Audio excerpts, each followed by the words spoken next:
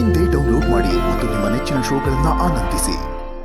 ಯಾವ ಹತ್ರ ಬಂದಾಗ ಇರೋ ಸತ್ಯನೆಲ್ಲ ನಿನಗೆ ಹೇಳಬೇಕು ಅಂದ್ಕೊಂಡಿದ್ದೆ.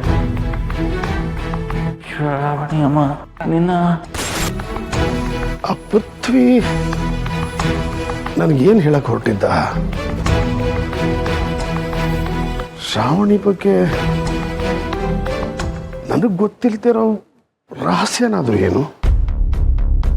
ಅಲ್ಲ, ಅವನು ಇಷ್ಟು ವರ್ಷ ಎಲ್ಲಿ ಬದುಕಿದ್ದ? ಏನ್ ನಡೀತಾ ಇದೆ ಇದು?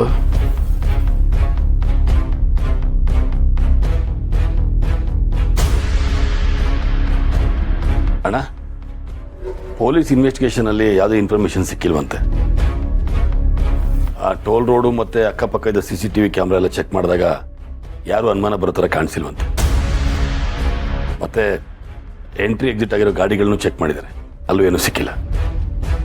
ಸರಿ, ಇನ್ವೆಸ್ಟಿಗೇಷನ್ ನಡೀಲಿ ಬಿಡು, ಮುಂದೇನಾಗುತ್ತೋ ನೋಡೋಣ.